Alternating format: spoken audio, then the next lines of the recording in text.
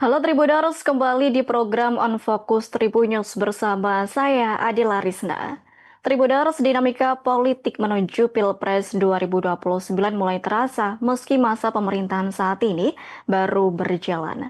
Adapun sejumlah nama sudah masuk dalam bursa calon presiden, bahkan sebagian berasal dari lingkar kekuasaan saat ini. Potensi Presiden Prabowo akan maju 2 periode juga sudah mulai bahasan hangat di tengah kepercayaan publik pada RI 1 yang kian meningkat. Lantas apakah ini sinyal demokrasi yang dinamis atau justru berpotensi mengganggu konsentrasi pemerintah dalam menjalankan agenda nasional? Kita akan membahasnya bersama dengan pengamat politik sekaligus Direktur Rumah Politik Indonesia, Fernando Emas. Bang Fernando, sebagai pengantar ini mengapa isu peluang Prabowo 2 periode hingga bursa Capres 2029 bisa muncul sedini ini?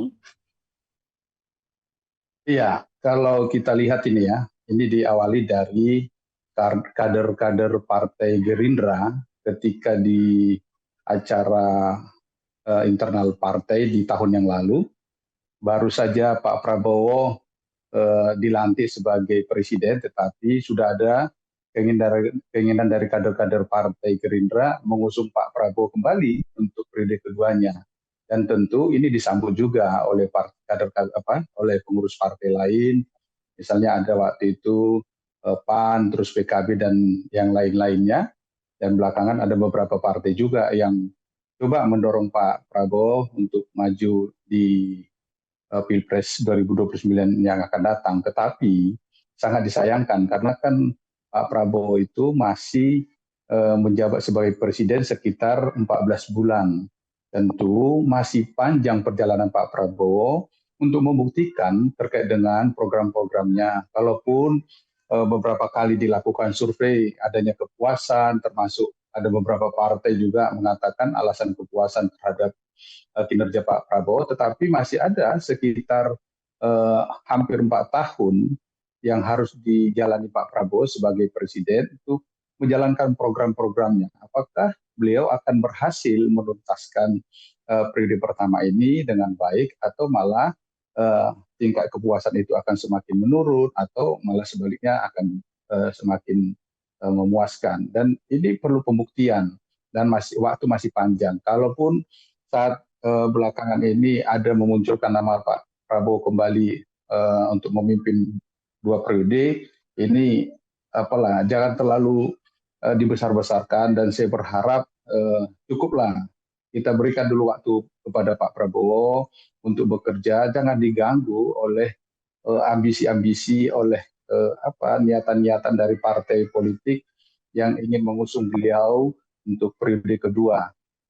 Seharusnya partai politik yang ada di pemerintahan, baik itu PAN, partai PKB, ataupun Gerindra sendiri sebagai partainya yang di mana beliau dibesarkan, tentu ini harus sama-sama memikirkan bagaimana mensukseskan program Pak Prabowo di periode pertama ini, sehingga masyarakat bisa menilai, melihat apakah memang Pak Prabowo ini layak untuk didukung kembali di periode kedua atau cukup kata masyarakat 1 periode saja. Jadi ini yang harus dibuktikan, jangan seperti haus kekuasaan, gila kekuasaan, dan partai-partai yang lain selain Partai Gerindra itu seolah-olah ini sedang menari-nari genit, ingin menarik perhatian dari Pak Prabowo Subianto.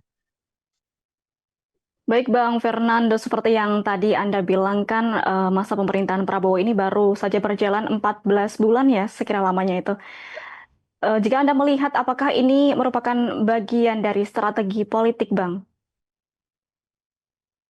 Saya kira ini ya, kalau dibilang bagian strategi politik bisa saja. Ini bagian dari partai-partai di luar Gerindra, misalnya ada PKB, ada PAN.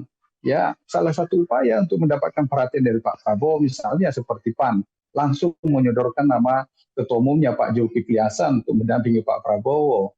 Jadi ya kalau kita bilang ini udah genit-genitan dari partai politik untuk bisa bagaimana menyodorkan partainya agar dilirik Pak Prabowo, yang seharusnya mereka itu kalau bisa membuktikan bahwa kader-kadernya ataupun ketua umumnya itu memiliki kinerja yang baik, karena mereka kan masuk di dalam pemerintahan, misalnya Pak Muhaimin, terus kemudian Pak Zulkifli Hasan, itu juga Demokrat ada Pak AHY, dan yang lain-lainnya, ada kader-kadernya yang duduk di pemerintahan, silakan buktikan bahwa mereka memang bisa bekerja dan mereka bisa memuaskan masyarakat, sehingga ketika mereka bisa memuaskan masyarakat terkait dengan kinerja mereka, tentu untuk elektabilitas mereka, terus kemudian ketika elektabilitas mereka baik, terus kemudian bagaimana popularitas mereka baik, mereka disukai oleh masyarakat terkait dengan kinerjanya, kemampuannya, Pak Prabowo kan akan melirik.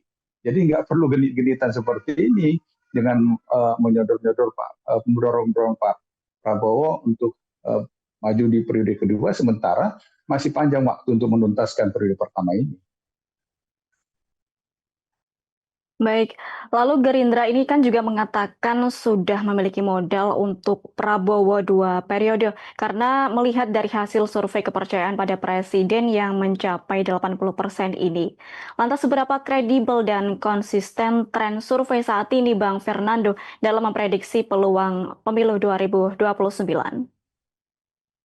Ya, ini kan terkait dengan kredibel, kan masing-masing lembaga yang harus membuktikan bisa mempertanggungjawabkan terkait dengan hasil survei yang dilakukan.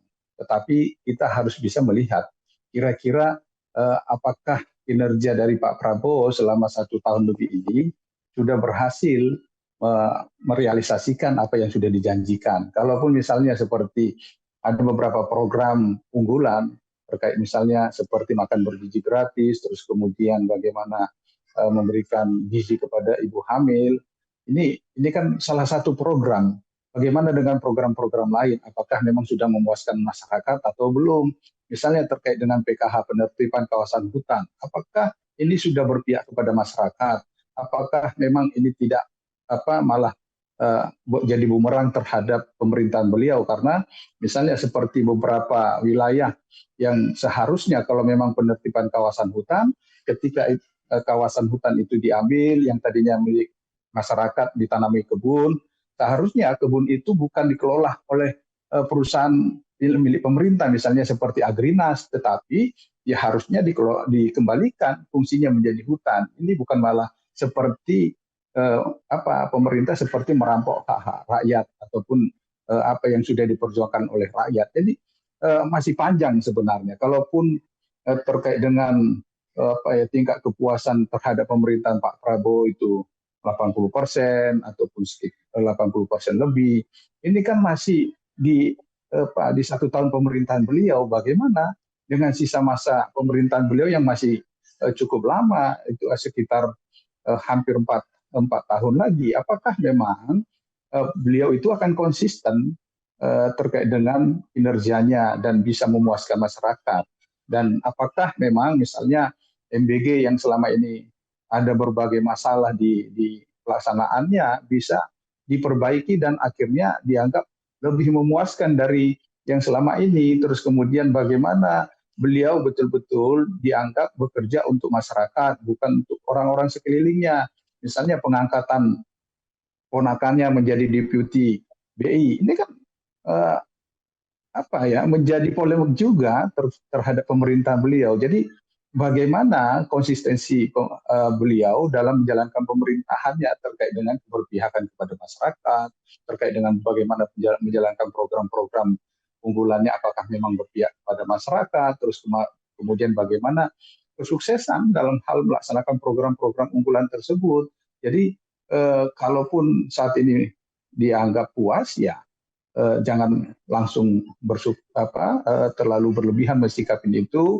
Ya patut diapresiasi, tetapi bagaimana untuk terus meningkatkan prestasi dan kinerja agar semakin memuaskan masyarakat. Baik, Bang Fernando, jika melihat tren survei tersebut yang mencapai 80%, jika kita melihat angka kepuasan publik tersebut, apakah angka kepuasan publik itu otomatis berbanding lurus dengan elektabilitas di pemilu mendatang? Ya, biasanya kan memang trennya seperti itu. Ketika masyarakat puas terkait dengan kinerja seseorang, maka elektabilitasnya juga akan mengikuti. Makanya kembali lagi saya bilang tadi, ketika partai-partai politik yang menempatkan menterinya di kabinet Pak Prabowo yang ingin menodorkan kadernya untuk mendampingi Pak Prabowo, ya harusnya meningkatkan kinerjanya gitu. Jadi ketika kinerjanya memuaskan, ketika kinerjanya memang patut diapresiasi, saya yakin sekali tentu ini akan berbanding dengan tingkat elektabilitas mereka, kemungkinan untuk bisa mengikuti kontestasi di 2029 yang akan datang. Misalnya ya, kita lihat ambil contoh Pak Purbaya yang baru saja beberapa bulan masuk di dalam pemerintahan Pak Prabowo, dianggap oleh masyarakat memiliki kinerja yang patut diapresiasi, ternyata sudah langsung muncul di dalam 10 nama yang di hasil survei yang dikeluarkan beberapa waktu yang lalu. Lalu Bang Fernando, faktor apa saja yang bisa menggerus atau justru menguatkan elektabilitas petahana dalam 5 tahun ke depan? Ya, kembali lagi saya sampaikan bahwa terkait dengan kinerja itu paling penting. Jadi bagaimana konsistensi beliau terkait dengan kinerja yang berpihak kepada masyarakat. Apakah kinerjanya itu, program-programnya memuaskan masyarakat atau tidak? Apakah berpihak kepada masyarakat atau tidak? Atau malah dianggap kepemimpinan Pak Prabowo ini malah menyengsarakan rakyat. Jadi yang harus terus dievaluasi. Jadi ketika ada hasil survei yang memuaskan, jangan sampai memuaskan diri, tetapi bagaimana harus bisa lebih lagi memberikan yang terbaik bagi masyarakat sehingga tingkat kepuasan itu semakin meningkat. Karena kalau kita lihat ini kan tingkat kepuasan ini 80%, terus harus bisa dinaikkan selama sekitar 4 tahun ke depan supaya betul-betul bisa dengan mudah nanti memenangkan kontestasi di 2029 yang akan datang. Tetapi kalau nanti sampai ada kerja-kerja yang dianggap menyengsarakan rakyat atau program-program yang menyengsarakan rakyat, ini kan akhirnya menjadi bumerang terhadap beliau. Karena misalnya seperti masalah persoalan pertanahan waktu yang lalu misalnya kan, yang akhirnya menjadi polemik, terus kemudian masalah subsidi gas LPG 3 kg yang menjadi polemik. Ini kan program-program yang dianggap bisa menggerus tingkat kepuasan dan juga elektabilitas beliau sebagai presiden. Ya ini yang harus beliau melihat, selalu rutin melakukan evaluasi dan juga melihat aspirasi dari masyarakat. Jangan hanya mendengarkan apa yang disampaikan orang-orang sekitarnya, tetapi cobalah mendapatkan informasi-informasi secara langsung, karena dengan mudah sekarang kita bisa mendapatkan suara-suara masyarakat melalui media sosial. Di situ suara-suara murni masyarakat, dibandingkan hanya sekedar mendengarkan laporan-laporan para pembantunya, orang-orang sekitarnya yang ini sifatnya hanya hanya menyenangkan presiden. Jangan nanti malah ada musuh dalam selimut. Ini kan juga harus bisa diantisipasi oleh Pak Prabowo. Apalagi kalau kita lihat dari nama-nama yang muncul, ada beberapa menteri yang yang masuk dalam calon presiden berdasarkan hasil survei yang dirilis kemarin untuk bisa bersaing dengan beliau di Pilpres yang akan datang. Ini kan harus diwaspadai beliau, jangan sampai laporan-laporan itu bersifatnya asal Bapak senang, tetapi tidak realita, tidak sesuai dengan fakta di lapangan. Jadi ini kan justru nanti akan menjadi celah beliau untuk tergerus tingkat kepercayaannya, tingkat elektabilitas di Pilpres yang akan datang. Baik Bang Fernando, berarti perjalanan masih panjang ya Bang, dan jika melihat survei tersebut yang mencapai 80%, jangan berbangga diri di awal ya, dan terus melakukan evaluasi seperti itu. Bang Fernando sempat disebutkan bahwa Gerindra juga tidak mengakomodir nama Gibran sebagai calon wapres yang mendampingi Prabowo di periode kedua nantinya. Dan jika Bang Fernando melihat hal ini, apa artinya itu? Saya kira ketika ungkapan-ungkapan seperti itu disampaikan oleh kader ataupun elit Partai Gerindra, apakah memang itu suara dari Pak Prabowo? Karena kan penentunya adalah Pak Prabowo sebagai Ketua Umum Partai Gerindra, juga nantinya ketika maju di Pilpres yang akan datang sebagai calon presiden. Dan itu haknya beliau untuk menentukan siapa pendampingnya, termasuk bagaimana apakah memang Partai Gerindra bisa mengusung Pak Prabowo hanya tunggal Partai Gerindra atau perlu koalisi. Karena begitu ada partai koalisi yang menentukan untuk bisanya mengusung capres karena sesuai dengan undang-undang ada diatur ambang batas, ya ini kan akhirnya kan ada bargaining yang dilakukan oleh partai lain untuk bisa Pak Prabowo ini bisa maju di Pilpres yang akan datang. Jadi kalaupun saat ini ada ungkapan bahwa Gibran eh, tidak masuk di dalam apanya Gerindra, saya kira ini belum final lah karena masih panjang karena eh, eh, apa ya Mas Gibran juga ini kan punya kekuatan politik juga walaupun itu tidak secara langsung dimiliki oleh beliau, tetapi Pak Jokowi yang masih memiliki dukungan massa, dukungan relawan ini kan masih sangat diperhitungkan di dalam perpolitikan kita. Baik, berarti hal itu bisa ditanyakan langsung kepada Prabowo-nya seperti itu. Apakah betul begitu, Bang Fernando? Iya, jadi memang penentunya hanya Pak Pak Prabowo. Prabowo. Jadi sementara kan kalau kita lihat hubungan Pak Prabowo dengan Mas Gibran baik-baik saja, terus kemudian hubungan Pak Prabowo dengan Pak Jokowi baik-baik saja, tentu kita harus lihat juga bagaimana keberhasilan Pak Prabowo menduduki jabatan saat ini sebagai presiden di periode sekarang ini tentu tidak lepas dari andil Pak Jokowi juga. Dan ini tidak akan dipungkiri dan tidak akan dilupakan oleh Pak Prabowo ketika nanti mempertimbangkan siapa yang akan didukung menjadi siapa yang akan diambil ataupun diajak untuk menjadi pendamping beliau di Pilpres yang akan datang. Jadi bisa jadi ungkapan-ungkapan seperti itu supaya partai-partai yang lain agak tenang dulu. Tetapi kan finalnya nanti begitu sudah tahu bagaimana peta politik, ya mereka mau nggak mau nanti akan menerima hasil kan gitu. Ketika Pak Prabowo juga akhirnya memilih Mas Gibran untuk menjadi pendampingnya, ya itu pilihan yang harus mau tidak mau akan didukung mereka.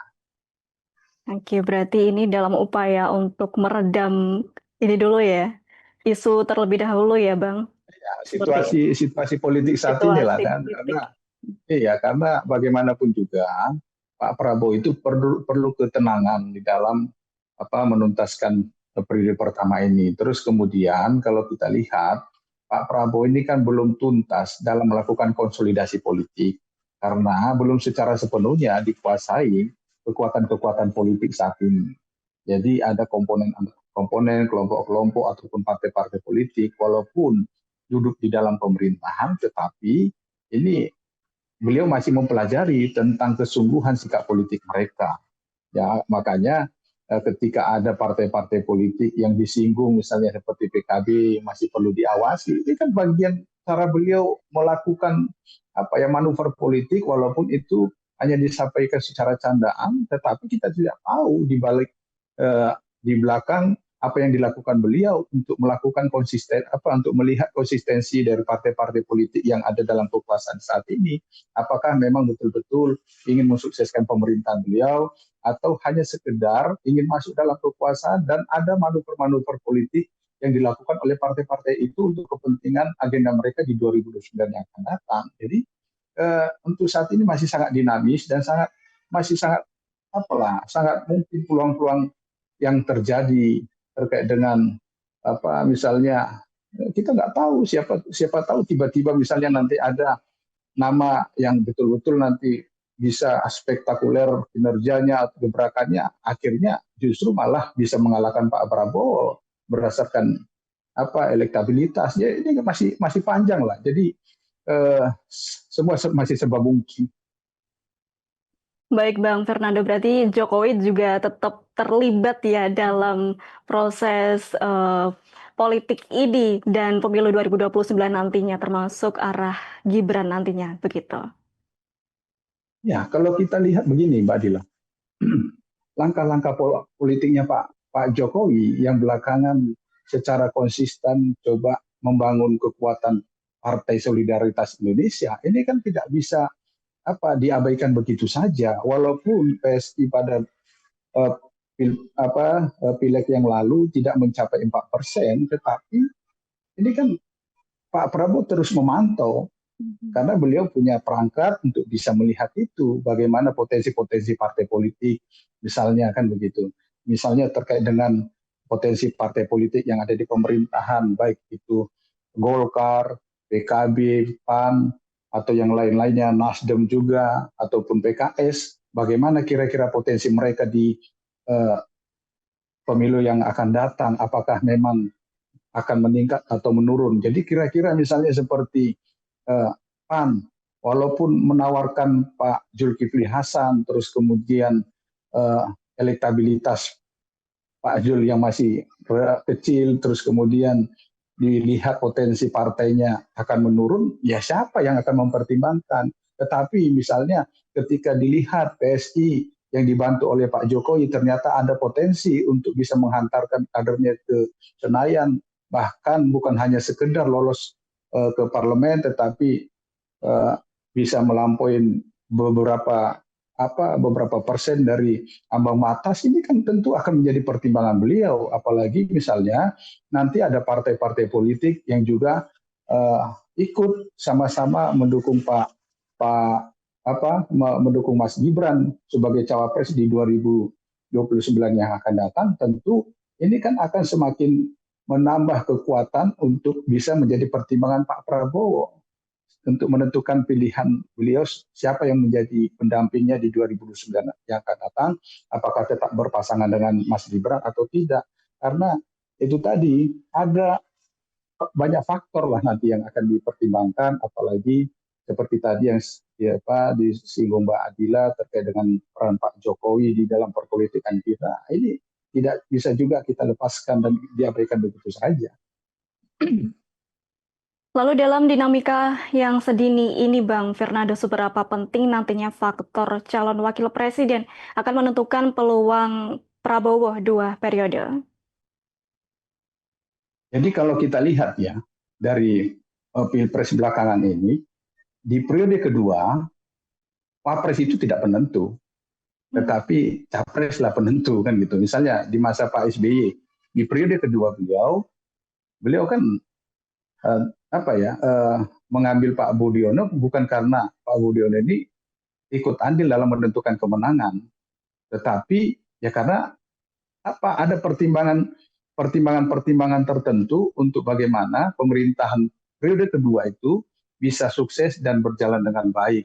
Dan juga kita lihat juga di periode keduanya Pak Jokowi, pemilihan Pak Ma'ruf Amin misalnya, ini kan bukan karena untuk andil menentukan kemenangan, karena kalau berdasarkan hasil survei yang dilakukan untuk kedua presiden tersebut ketika akan mengikuti kontestasi di periode keduanya, ini kan sudah di atas 60%, dan itu terbukti ternyata wakil presiden itu tidaklah menjadi faktor penentu kemenangan.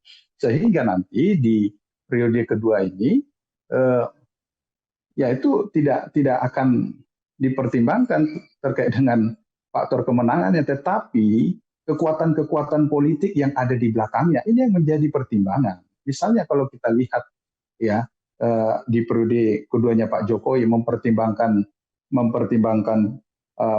Pak Ma'ruf Amin untuk mendampingi beliau, ada kekuatan-kekuatan politik yang dianggap bisa mendukung stabilitas pemerintahannya di periode kedua, dan begitu juga nanti Pak Prabowo akan melihat itu. Jadi kira-kira kekuatan-kekuatan seperti apa yang ada di belakangnya calon-calon presiden ini yang menjadi pertimbangan Pak Prabowo untuk mengambil mereka menjadi pendampingnya menghadapi Pilpres 2029 yang akan datang.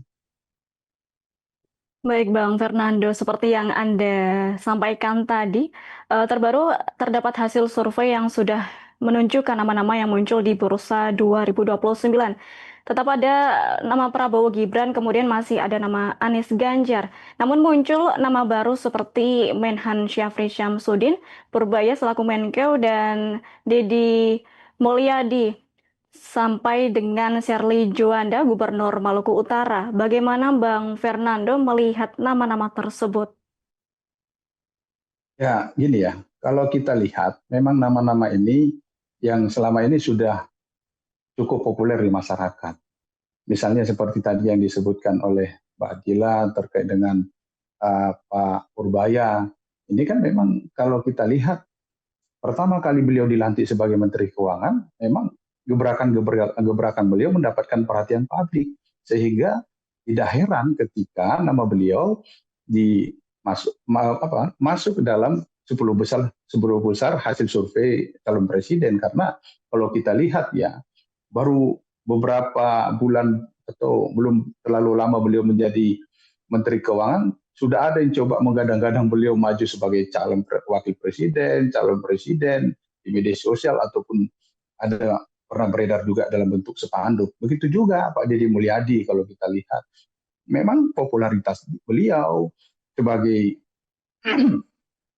sebagai gubernur ini kan memang nggak bisa dipungkiri lah kalau nama beliau masuk di calon presiden. Terus kemudian Bu Shirley. Terus yang ini yang agak mengherankan memang nama Pak Syafri Samsudin. Ini kan jarang-jarang eh, Menteri Pertahanan itu muncul sebagai calon presiden. Tetapi untuk kali ini ada nama Pak Syafri Samsudin yang saat ini menjabat sebagai Menteri Pertahanan yang merupakan teman dekat Pak Prabowo, yang justru seharusnya ini kan harus menjadi warning terhadap Pak Prabowo Subianto. Jangan sampai nanti ada teman yang coba mengkhianati, karena pernah terjadi kan gitu. Pernah terjadi di 2004 yang lalu, bagaimana nama Pak SBY muncul sebagai lawan Bu Megawati, yang pada saat itu Pak SBY merupakan anggota kabinet dari Bu Megawati. Jangan sampai nanti terulang, karena kemungkinan sejarah berulang itu ada. Dan ini yang harus perlu dicegah, perlu diwaspadai oleh Pak Prabowo. Walaupun saya yakin sekali lah, ini serba salah bagi Pak Prabowo ketika coba mengantisipasi secara dini, akhirnya ini kan jadi bumerang. Tapi kalau dibiarkan, akhirnya nanti ya menjadi persoalan juga ketika beliau nanti eh, apa eh, menghadapi Pilpres 2029. Makanya perlu kehati-hatian dari Pak Prabowo untuk menyikapi hasil survei ini terkait dengan pembantu-pembantu yang muncul namanya berpotensi untuk mengikuti kontestasi di 2029 yang akan datang, baik itu sebagai capres ataupun sebagai cawapres. Berarti Anda menilai hal ini menjadi alarm bahaya ya dengan adanya Menhan yang akan menjadi capres begitu, ditambah dengan potensi manuver citra yang bisa terjadi ya, Bang Fernando, demi kepentingan politik di 2029. Ya, kalau kita lihat misalnya ya, Pak SBY waktu itu kan Menko Polhukam, Mhm. dan ada kekuatan-kekuatan struktural gitu ya, yang sangat mungkin bisa dimanfaatkan. Begitu juga Pak Safri saat ini sebagai Menhan yang juga memiliki kekuatan-kekuatan struktural yang sangat mungkin juga dipergunakan untuk mendukung apabila beliau memang eh, nanti ada kesempatan dan memang maju di Pilpres yang akan datang. Dan ini yang harus diantisipasi oleh Pak Prabowo. Walaupun beliau memiliki perangkat untuk bisa mendeteksi secara dini, tetapi kejadian di 2024 di 2004 yang lalu tidak bisa kita pungkiri itu terjadi dan akan sangat mungkin bisa terulang lagi. Baik, tadi kan ada beberapa capres yang sudah masuk dalam bursa 2029 ya Bang Fernando. Lalu apa faktor yang menentukan kenaikan atau penurunan elektabilitas calon jika sudah muncul sedini ini? Ya, jadi ketika namanya sudah masuk dalam bursa capres, terus kemudian ketika mereka konsisten melakukan kerja-kerja yang sesuai dengan harapan masyarakat, saya yakin sekali elektabilitas mereka, popularitas mereka akan terus meningkat. Tinggal bagaimana jangan sampai terlalu berlebihan juga menyikapi ini nih, dan terlalu jangan sampai justru membangun ambisi untuk bisa ikut di 2000, ikut kontestasi 2009 yang akan datang. Saya berharap sekali siapapun nama-nama yang masuk di dalam bursa capres, apakah itu dari kalangan menteri ataupun gubernur, tetaplah bekerja dengan ikhlas kepada masyarakat. Jangan diembel-embeli oleh keinginan-keinginan ataupun ambisi-ambisi tertentu untuk bisa naik kelas, naik jabatan, yaitu bisa mengikuti kontestasi di 2029 yang akan datang dan bermimpi menjadi capres, menjadi presiden ataupun wakil presiden. Karena bagaimanapun juga ketika mereka dengan ikhlas, dengan sukarela, dengan serius bekerja kepada masyarakat, masyarakat tidak menutup mata. Masyarakat akan melihat dan masyarakat akan memberikan peluang itu kepada mereka. Yang penting mereka tidak didasari oleh ambisi-ambisi pribadi mereka sehingga hanya memamerkan kerja-kerja mereka melalui konten gitu. Tapi pertunjukkan kepada masyarakat yang dipimpinnya, pertunjukkan kepada masyarakat melalui kementerian yang dipimpin bahwa mereka memang mampu bekerja sehingga masyarakat memberikan kesempatan mereka untuk lebih lagi agar bisa lebih lebih berpeluang besar memberikan yang terbaik bagi masyarakat ini dengan memberikan jabatan sebagai presiden ataupun wakil presiden. Jadi jangan terlalu mengejar jabatan presiden ataupun wakil presiden. Yang penting kerja ikhlas, kerja tulus, dan serius untuk kepentingan masyarakat. Elektabilitas dan popularitas itu akan naik karena masyarakatlah yang memberikan kesempatan itu. Baik, berarti kinerja yang baik ini akan menentukan kenaikan elektabilitas tersebut ya, Bang. Lalu penurunan elektabilitas itu tergantung atau faktornya apa?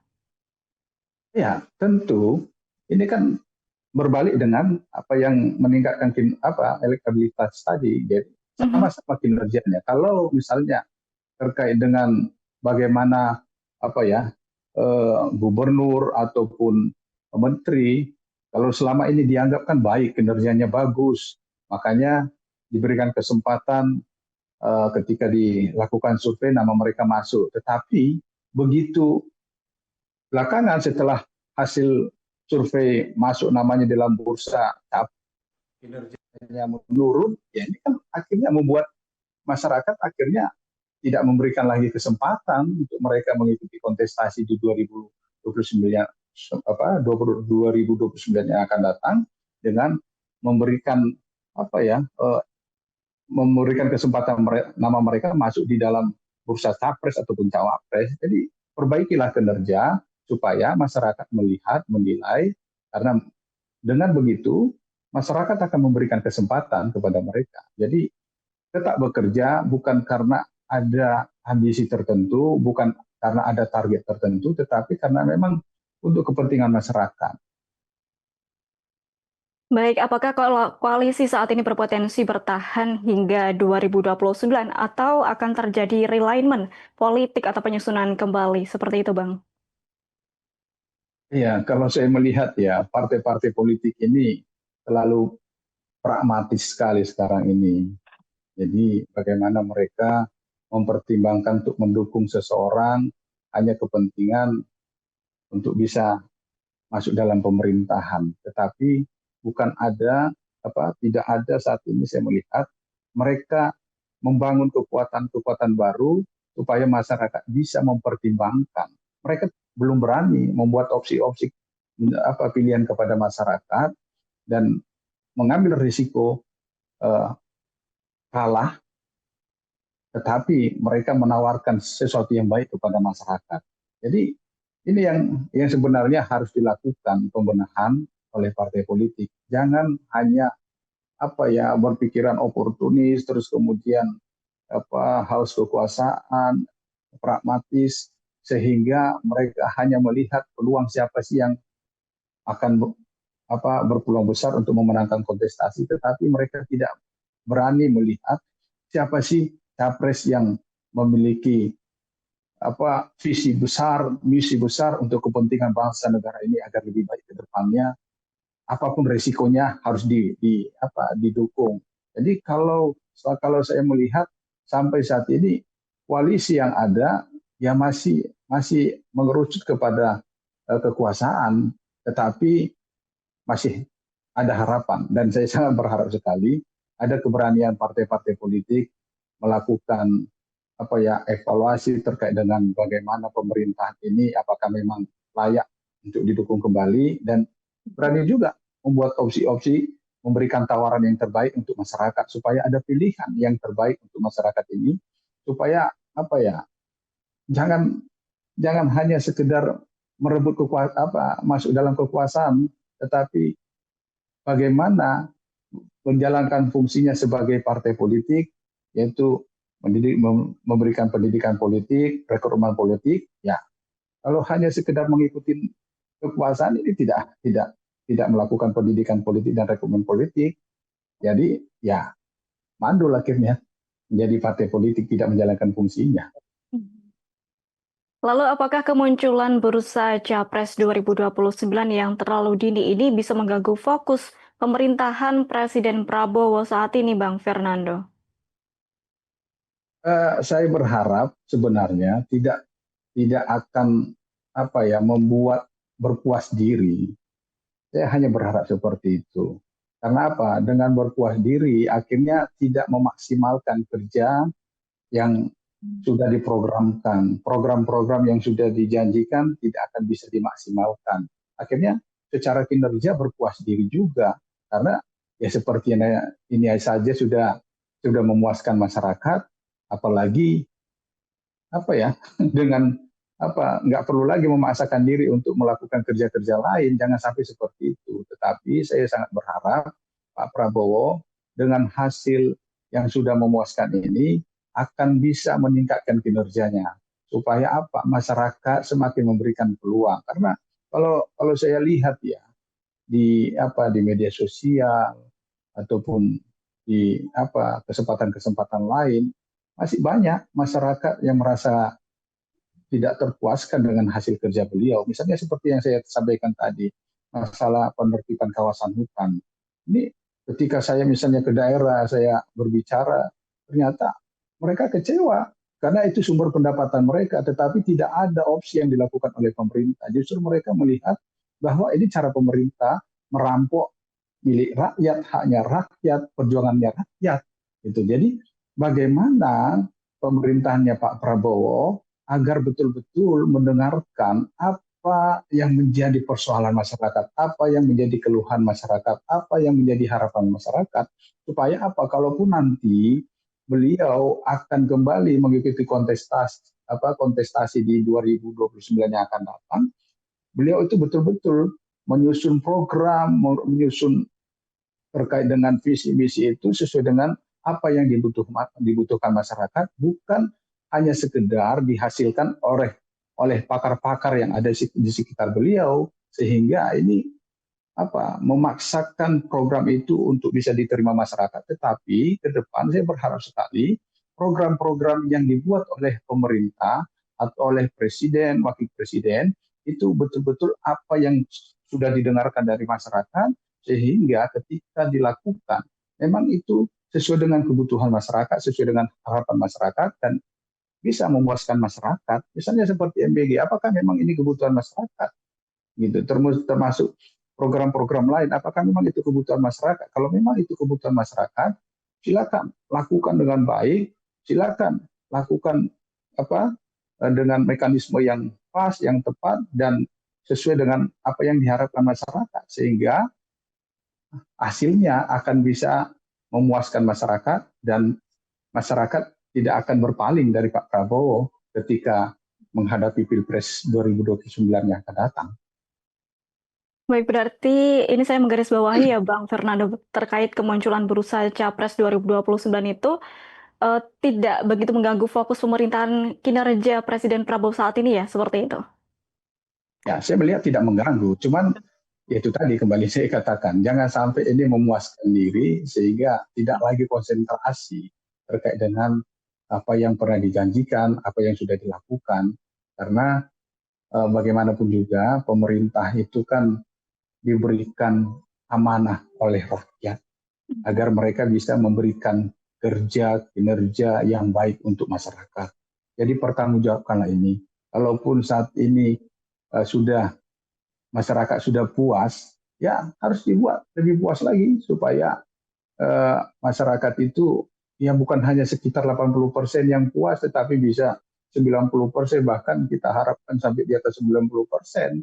Karena bagaimanapun juga presiden itu kan diangkat itu memang untuk kepentingan masyarakat, bukan hanya masyarakat tertentu, bukan hanya kelompok tertentu. Jadi kalau masih hanya sebatas 80%, berarti masih ada masyarakat yang belum puas. Jadi siapa yang tidak puas ini kan ini harus dilihat. Apa yang menjadi kebutuhan mereka, apa yang menjadi harapan mereka. Bukan malah ketika mereka melakukan kritik, ketika mereka melakukan sesuatu masukan-masukan dianggap sebagai musuh, dianggap tidak suka terhadap pemerintah. Tetapi mereka-mereka itu berharap supaya pemerintahan Pak Prabowo ini bisa melaksanakan programnya dengan baik dan memuaskan masyarakat, sehingga masyarakat akan memberikan kesempatan kepada beliau. Tentu ketika kita melakukan kerja dengan baik, memuaskan masyarakat, dan sesuai dengan harapan masyarakat, pastinya masyarakat akan memberikan kesempatan itu. Bukan hanya partai politik yang meminta untuk dia periode, tetapi masyarakat akan meminta beliau untuk kembali melanjutkan pemerintahan ini. Terakhir Bang Fernando, siapa yang paling diuntungkan dan siapa yang paling dirugikan dengan munculnya bursa capres yang terlalu dini ini? Ya kalau kita lihat ya, untuk saat ini belum ada yang mau diuntungkan, dirugikan, karena kan masih terlalu jauh. Tetapi bisa saja nanti ketika nama-namanya sudah masuk ke bursa capres ataupun cawapres, berpuas diri, akhirnya kinerjanya jadi anjlok, ya kan yang rugi dia sendiri. Gitu. Tetapi kalau ada calon presiden, calon wakil presiden dari kalangan pemerintahan, apakah itu menteri ataupun gubernur, dianggap ini peluang dan meningkatkan kinerjanya, ya diuntungkan dirinya sendiri. Karena partai politik kan hanya sekedar mengikuti apa nanti yang diputuskan oleh Pak Prabowo ataupun capres lainnya, siapa yang akan diajak untuk mendampingi mengikuti kontestasi di 2029 yang akan datang. Oke, berarti juga masih terlalu dini juga untuk membahas siapa yang diuntungkan dan dirugikan ini ya, Bang? Iya. Oke. Terima kasih Bang Fernando sudah mengobrol bersama pada hari ini di program On Focus Tribun News. Demikian pemirsa obrolan saya bersama pengamat politik sekaligus Direktur Rumah Politik Indonesia Fernando Emas. Saksikan diskusi saya bersama narasumber lain tentunya dengan tema yang lebih menarik. Saya Adila Risna mewakili kru yang bertugas pamit undur diri. Terima kasih dan sampai jumpa. Download Tribun X sekarang. Menghadirkan lokal menjadi Indonesia.